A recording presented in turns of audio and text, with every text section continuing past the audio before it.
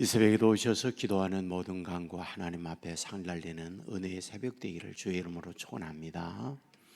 오늘 본장은 가장 많이 언급되고 있는 것이 거짓 선지자의 예언에 관한 말씀을 하고 있다 이렇게 봅니다. 2절에 보면 인자야 너는 이스라엘에 예언하는 선지자들에게 경고하여 예언하되 자기 마음대로 예언하는 자에게 말하기를 너는 여호와의 말씀을 들으라. 주 여호와의 말씀에 본 것이 없이 자기 심령을 따라 예언하는 어리석은 선지자에게 화가 있을진저. 하나님으로부터 받은 말씀이 아니라 자기 마음대로 자기 생각대로 예언하는 자들이 있다 이렇게 말하죠. 6절에 보면 여호와께서 말씀하셨다고 하는 자들은 허탄한 것과 거짓된 정죄를 보며 사람들에게 그 말이 확실히 이루어지기를 바라게 하거니와 그들은 여호와가 보낸 자가 아니라. 그들 나름대로 예언하고 있지만은 사실은 하나님이 보낸 자가 아니다. 7절에 보면 허탄한 묵시를 보며 거짓 정죄를 말한다. 10절에 보면 그들이 내 백성을 유혹하여 평강이 없으나 평강이 있다 함이라. 그들은 회칠한 무덤과 같다. 14절에 회칠하다. 그리고 17절에 보면 여자들 중에 자기 마음대로 예언한 자들이 있다. 18절에 보면 그들의 영혼은 사냥하고 손목에 부적을 맨 자들이다. 20절에 보면 그들은 새를 사냥하듯 영혼을 사냥하는 자들이다. 이렇게 되어 있습니다. 자, 여기서 말하고 있는 거짓 선지자들 어떤가요?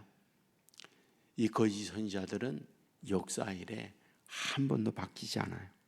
그리고 역사 이래 한 번도 사라진 적이 없습니다. 우리가 지금 에스겔을 보고 있지만은 예레미야서를 보면서 얼마나 많은 거짓 선지자들이 있었는가, 활개치며 사역을 했는가, 우리가 그걸 보았습니다. 예레미야가 하나님의 말씀을 전할 때 거짓 선지자들이 예레미야를 향하여 저들이 말하는 건 거짓이다. 그리하여 이 예레미야를 매질하고 감옥에 집어넣고 죽이려고 하고 얼마나 많은 이런 일이 있었습니까? 그렇다면 그때에 그런 일로 끝났는가? 아니죠. 예수님께서 오셔서 예수님께서 사역을 할 때에도 동일한 거짓 선지자들이 활개쳤던 것을 보게 됩니다.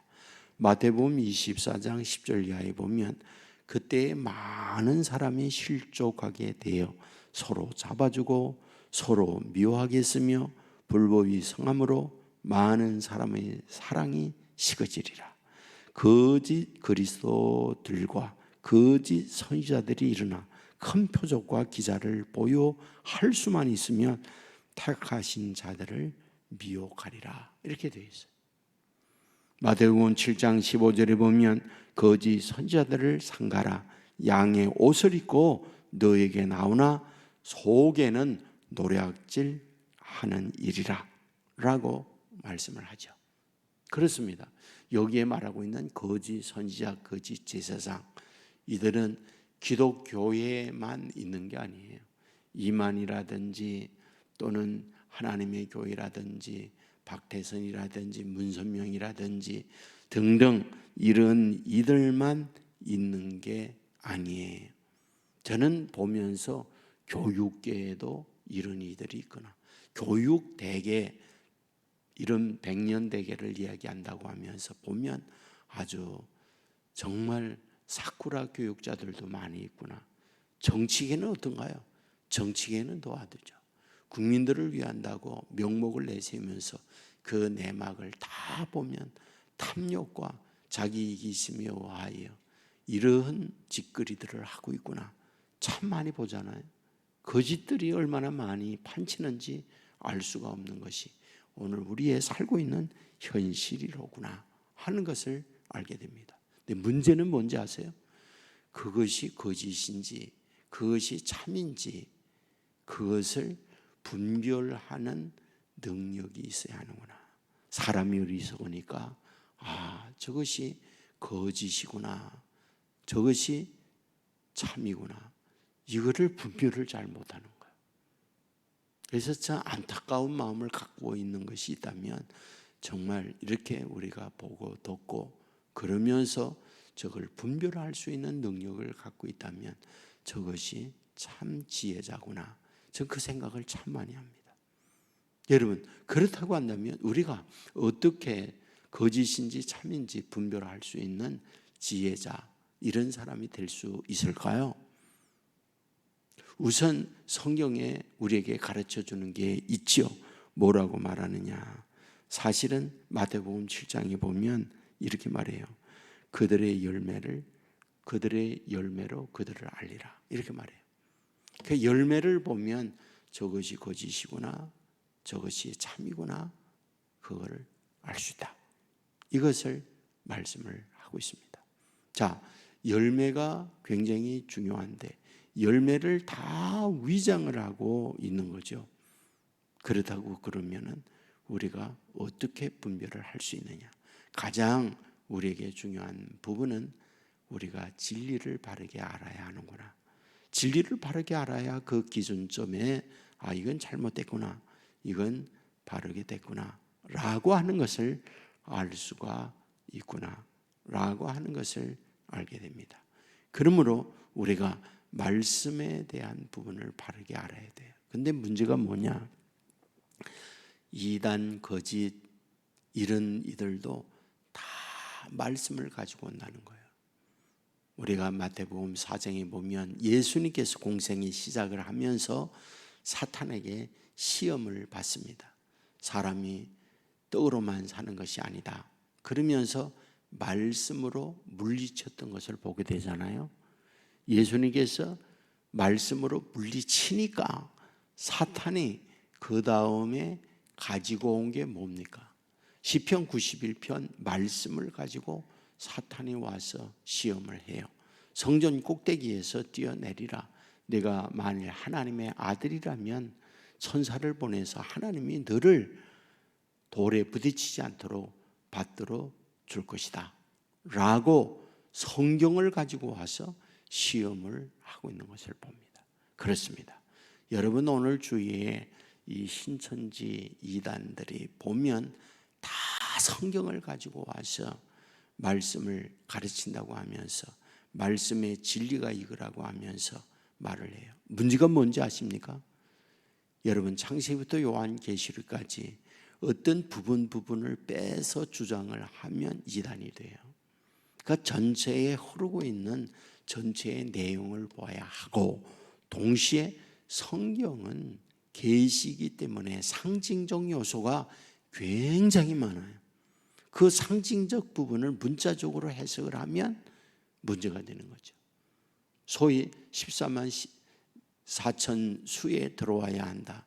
이게 역사일의 반복적 문자 해석을 하는 이들이 주장했던 내용이에요. 왜? 계시록에 그렇게 기록되어 있으니까. 저는 지금도 제가 여러분에게 종종 이야기하지만 저희의 이모부가 전도관의 전도사 일을 했어요. 양주에서 그 양주 전도관의 그 일을 하는데, 제가 이모님 댁에 가면 성경 박태선이가 이야기한 거, 그걸 가지고 14만 4천 수에 들어와야 된다고 저에게 얼마나 얘기하는지 몰라요. 그리고 이제 덕소와 이 소사 신앙촌에 늘 왔었어요. 지금도 기억합니다. 이 플라스틱 20리터 통에 물을 담아가지고 이런 성전에, 전에는 이 마루로 되어 있기 때문에 그 박태선이가 들어오는 통로에다가 물을 쭉 갖다가 놓으면 들어갈 때 물에다가 안수를 한다고 그래요. 휘휘 한다면서요. 그러면 그게 생명수가 된다고 그거를 가지고 와서 옥도종이처럼 상처 입은 데도 바르고 소화불량에도 바르고 만병통치로 그 물을 쓰는 거예요. 근데 그것을 이만희가 전도관 출신이거든요. 그래서 박태선이한테 그걸 배운 거예요. 그래서 그 14만 4천 수를 그대로 똑같이 와가지고 그거를 유혹하는데 거기에 넘어가서 거기에 들어가야 된다고, 14만 4천 수에 들어가야 된다고 그 짓을 하는 거예요. 예? 성경의 전체적인 흐름에 대한 이 부분을 모르니까 여기에 속는 거예요. 여러분, 오늘도 똑같습니다. 주위에 얼마나 많은 마수들이 믿음에 신실한 사람들을 유혹하고 넘어지기 위하여 시험에 오고 있습니까?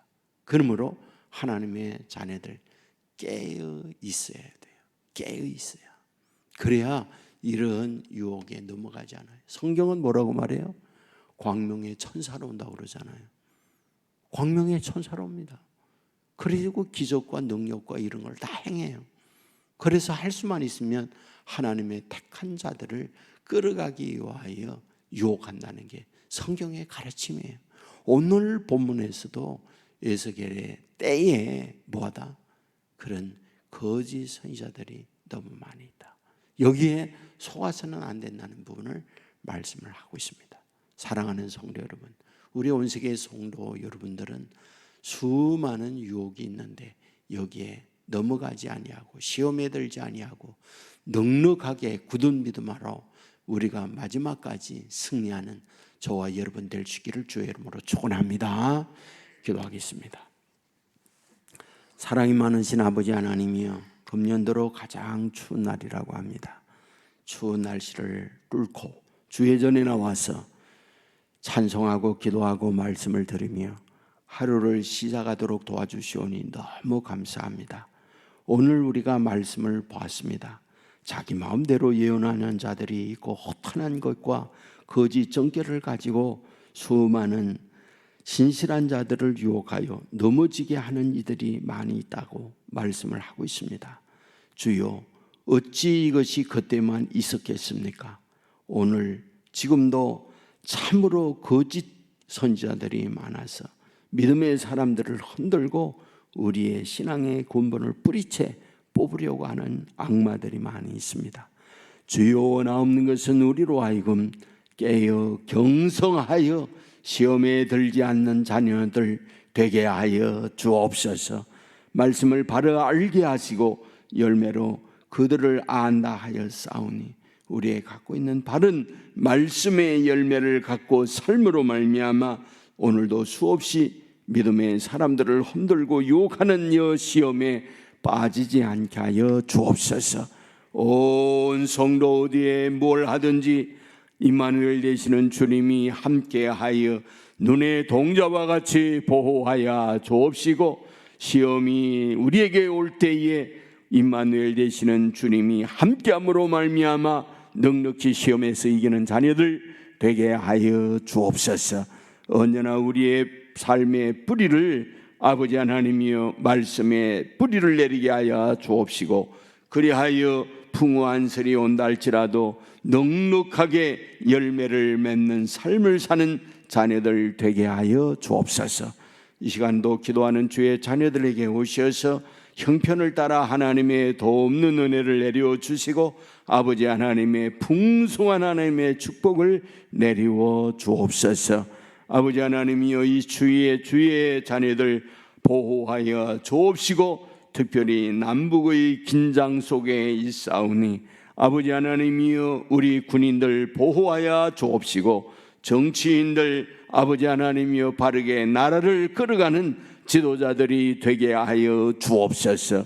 아버지 하나님이여, 특별히 세계 곳곳에 기근과 전쟁으로 어려움을 겪는 이들이 많이 있사오니 이 모든 전쟁이 종결이 되어지고 평화로운 삶을 살아가도록 인도하여 주옵소서. 아버지 하나님이여, 연휴 마지막 날입니다. 출타 중에 있거나 고향을 방문하고 있는 이들 돌아오는 길 안전하게 보호하여 주옵소서. 온 성도 주 안에 오늘도 주님과 동행하며 믿음으로 승리하는 자녀들 삼아주실 줄 믿고 우리를 죄악에서 구원해 주신 예수님 이름으로 기도드리옵나이다. 아멘.